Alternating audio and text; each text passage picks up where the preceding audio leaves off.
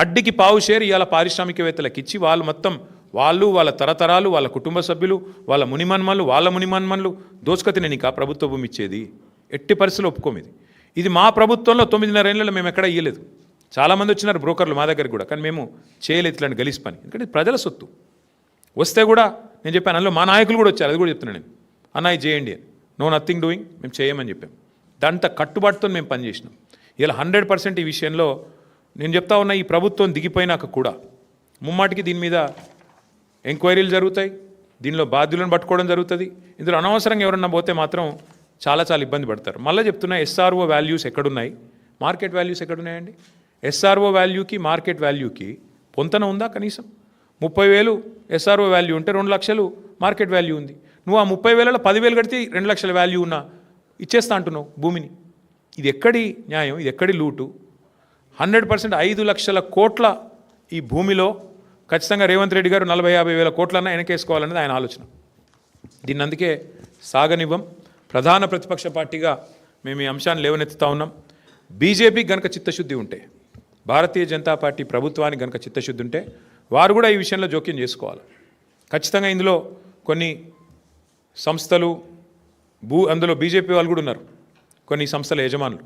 కాబట్టి నేను చెప్తున్నా, వాళ్ళకి చిత్తశుద్ధి ఉంటే, నిజంగా మీ పాత్ర ఇందులో లేకపోతే, మీరు వారు ఒకటి కాకపోతే మీరు కూడా వెంటనే స్పందించాలని చెప్పి నేను డిమాండ్ చేస్తాను.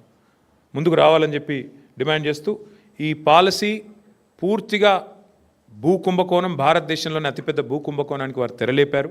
ఇది ఖచ్చితంగా దీన్ని అడ్డుకోవాలని చెప్పి ప్రజలు కూడా దీని విషయంలో అప్రమత్తంగా ఉండాలి అని చెప్పి మళ్ళొకసారి మీకు విజ్ఞప్తి చేస్తూ మీ అందరికీ కూడా ధన్యవాదాలు.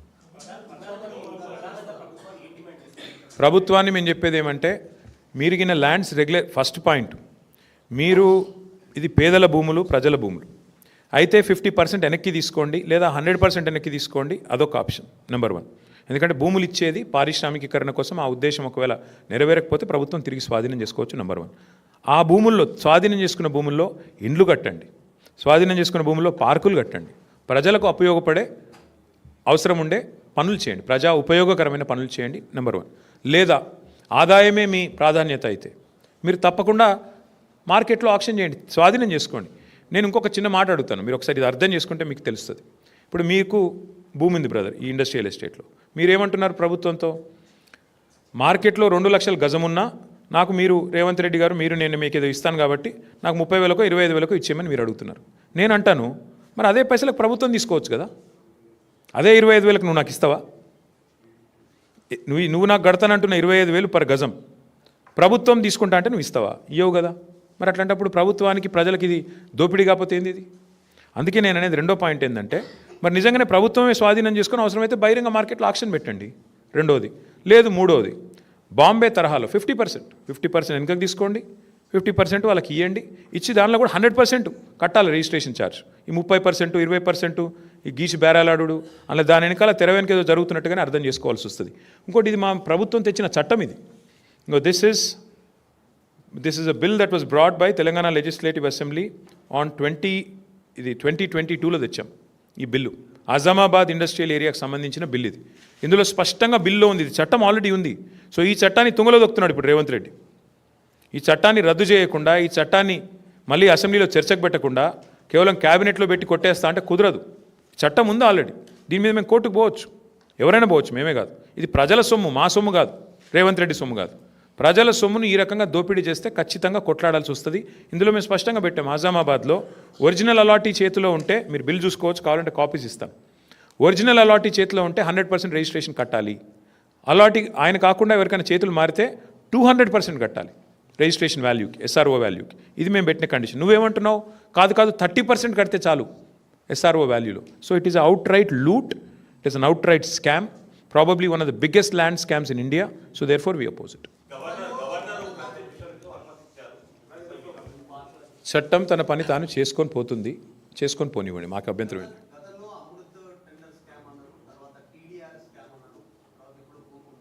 ఇదేది ఇది ఎట్లా ఉందంటే, ఇవాళ జాయింట్ వెంచర్ గవర్నమెంట్ నడుస్తుంది తెలంగాణలో. కాంగ్రెస్, బీజేపీ కలిసి ప్రభుత్వాన్ని నడుపుతున్నాయి. మేము అమృత్ స్కామ్లో ముఖ్యమంత్రి గారి బావమరిదికి కేంద్ర ప్రభుత్వం వర్క్ ఇచ్చింది. ఆయనకు అర్హత లేకపోయినా, ఫైనాన్షియల్ కేపబిలిటీ లేకపోయినా, ఇవాళ 2 crore టర్న్ ఓవర్ ఉన్న కంపెనీకి 1137 crore టెండర్ ఇచ్చారు. మరి కేంద్ర ప్రభుత్వం, రాష్ట్ర ప్రభుత్వం, కాంగ్రెస్, బీజేపీ ఎంత లోతుగా సంబంధం ఉందో దాన్ని బట్టే చెప్పొచ్చు. వెంటనే ఒక బీజేపీ ఎంపీకి ఇక్కడ ముఖ్యమంత్రి గారు 1350 కోట్ల వరకు ఇక్కడ స్టేట్ గవర్నమెంట్ ఇచ్చింది. అంటే ఎంత లోతైన జాయింట్ వెంచర్ అయితే దాన్ని బట్టి చెప్పొచ్చు. సో అమృత్ అట్లా. టీడీఆర్ మీరు చూస్తున్నారు, టీడీఆర్ కూడా మొత్తం ఇవాళ ఎక్కడ పోతారు, వాళ్ళు ఎక్కడ పోతారు, మేము ఎక్కడ పోతాం. మళ్ళీ గవర్నమెంట్లోకి వస్తాం, అన్నీ తెరుస్తాం, అన్ని బుక్కులు తెరవాల్సి వస్తుంది. ఎవరెవరి చేతిలో ఉన్నాయంటే ఇందాక నేను చెప్పిన బ్రోకర్ల పేర్లు చెప్పాను కదా 10 మంది, ఆ దండుపాలెం బ్యాచ్ చేతిలోనే టీడీఆర్లు అన్నీ కొనుక్కున్నారు. ఇవాళ వాళ్ళే చేస్తున్నారు ఇదంతా. డెఫినెట్గా ఇది కూడా బహుశా భారతదేశంలో ఎవరు చేయనంత పెద్ద కుంభకోణం ఇది. 9,292 acres of industrial lands being converted for literally free of cost almost చేసి దీని వెనకాల అగ్రిమెంట్లు, దీని వెనకాల కుంభకోణాలు, దీని వెనకాల ముఖ్యమంత్రి గారి ఫ్యామిలీ మెంబర్సు, వాళ్ళ చుట్టూ ఉండే బ్రోకర్లు, వాళ్ళు చేస్తున్న వ్యవహారం ఇది. వి విల్ డెఫినెట్లీ నాక్ on the doors of court of law. ప్రజల్ని చైతన్యవంతం చేయాలి ముందు. కోర్ట్స్ అవన్నీ ఎట్లా ఉంటాయి, కానీ ప్రజల్ని చైతన్యవంతం చేయాలి. ఇంత పెద్ద లూటు హైదరాబాద్లో మరి 9,290 అంటే 10,000 ఎకరాలు దాదాపు. 10,000 ఎకరాలు హైదరాబాద్లో నీకు ఇల్లు కడతందుకు జాగలేదు, పార్కుకు జాగలేదు, శ్మశానానికి బొంద పెడదామంటే జాగలేదు. కానీ 10,000 ఎకరాలు ఇష్టం వచ్చినట్టు ఎవరిని పడితే వాడిని అమ్ముకుంటా అంటే మరి ప్రజలు ఆలోచించాలి. సరే మేము పార్టీలుగా మేము చెప్పేది చెప్తాం, ప్రజలు కూడా ఆలోచించుకోవాలి కదా, ఇది కరెక్టా, మరి కరెక్ట్ కాదనుకుంటే మీరు కూడా చెప్పాలా. డెఫినెట్గా ప్రభుత్వాన్ని, ప్రభుత్వంలో ఉండే పెద్దల్ని, ఎమ్మెల్యేలని నిలదీయాలా, అడగాల. సో ఆలోచిస్తాం మేము కూడా పార్టీగా కూర్చుని ఎట్లా పోవాలి, ముందు కార్యాచరణ ఎట్లా రూపొందించాలి ఆలోచించుకోండి. సారీ సి బ్రదర్, నేనేమంటానంటే నేను ఇప్పటికీ 100 సార్లు చెప్పాను ఇష్యూ, మళ్ళీ నేను చెప్పను. ఇక చెప్తే కూడా బాగుండదు. మళ్ళీ మీరు నాకు తెలిసి మీరు ఏం చేస్తారో, చాలామంది ఇక్కడ ఉండే మీడియా సంస్థలు ఎట్లయిపోయినాయి అంటే ముఖ్యమంత్రి గారిని పాపం మీ అందరూ అన్నట్లు కొందరు రక్షణ కవచంలా కాపాడుతున్నారు, కొందరు వాళ్ళకు అనవసరంగా ఇప్పుడు నేను దీని మీద ఎక్కువ మాట్లాడితే అది రాస్తారో దీన్ని రాయారు నాకు తెలుసు. అందుకే నేనేమంటానంటే చట్టం తన పని తాను చేసుకుపోతుంది. నేను ఇదివరకే చెప్పాను ఏ తప్పు చేయలేదని, ఏ తప్పు చేయలేదు. నేను లై డిటెక్టర్ టెస్ట్కే రెడీ అని ఏం చెప్తాను, అంతకంటే ఊకే ఎన్నిసార్లు చెప్పిస్తారు నాతో నా మాట. ఇప్పుడు నేను అడిగేది 9,292 కోట్ల విలువైన ప్రభుత్వ భూమి హైదరాబాద్లో, which is worth about 4.5 to 5 lakh crore. దీన్ని ముఖ్యమంత్రి గారు ప్రభుత్వం ఏ బేసిస్లో అడ్డికి పావు షేర్ అమ్ముతున్నది, ప్రజలకు ఇవ్వకుండా ప్రజల సొమ్మును ప్రైవేట్ వాళ్ళకు కట్టుబెట్టే ప్రయత్నం ఎందుకు చేస్తున్నది, దానికి ప్రధానంగా ప్రభుత్వం సమాధానం చెప్పాలి. ఒకరు అడగండి ఏమంటావు బ్రదర్, మళ్ళీ చెప్తున్నా, ఎవరు అనుమతి ఇచ్చినా ఎవరేం చేసినా చట్టం తన పని తాను చేసుకుపోతుంది, మా పని మేము చేసుకుపోతాం. ఏముంది అందులో ఎట్లా పోయినాం కదా. తమ్ముడు ఒక మాట, మా సుదర్శన్ రెడ్డి ఇక్కడనే ఉన్నాడు, సివిల్ సప్లైస్ కార్పొరేషన్ చైర్మన్గా పనిచేసిండు. మా సివిల్ సప్లైస్ మినిస్టర్గా పనిచేసిన గంగుల కమలాకర్ గారు ఉన్నారు, మా రాజ్యసభ సభ్యులు రవిచంద్ర గారు ఉన్నారు. ముగ్గురు పోయినరు. ఏది కూడా మేము స్టార్ట్ చేసి వదిలిపెట్టేటోళ్ళం కాదు. మేము పోయినాం, ఈడీ దాకా పోయి ఇచ్చి వచ్చినాం. కానీ ఏముంది అలా ఈడ కలిసిపోయి ఉన్నారు, మంచిగా జాయింట్ వెంచర్ గవర్నమెంట్ నడుస్తుంది. అరే పొంగులేటి శ్రీనివాసరెడ్డి గారి ఇంటి మీద రైడ్ అయితే ఈడీ 2 రోజులు రైడ్ అవుతుందా?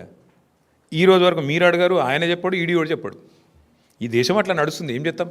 మంచి జాయింట్ వెంచర్, బ్రహ్మాండమైన అక్రమ సంబంధం, బహుశా భారతదేశంలో ఎక్కడ ఉండేది ఇంత దరిద్రమైన రిలేషన్షిప్. అట్లాంటిది నడుస్తుంది రాష్ట్రంలో. మీడియా రాయదు, మీడియా అడగదు, అడుగుడంతా మమ్మల్ని అడుగుతారు, ప్రతిపక్షంలో ఉన్న వాళ్ళను. అధికార పక్షంలో ఉన్న మంత్రిని అడగరు, ఈడీఓని అడగరు. అడుగురు మీరు కూడా ఒకసారి మంత్రి గారిని గట్టిగా ధైర్యం చేసి ఏం చేస్తాడు ఆయన? కొరుకుతాడా? కొడతాడా? బాంబులు వేస్తా అని బెదిరిస్తారు, అంతే కదా. సరే ఏదో అవన్నీ ఓకే, అవన్నీ వదిలే పని. సరే ఇక అవన్నీ మళ్ళీ మాట్లాడుకుందాం, తొందర ఏం లేదు. అసలు ఇష్యూని మీరు సైడ్ ట్రాక్ చేయడానికి కొంతమంది చాలా సమర్థవంతంగా ప్రయత్నం చేస్తున్నారు. మీకు ధన్యవాదాలు. Thank you.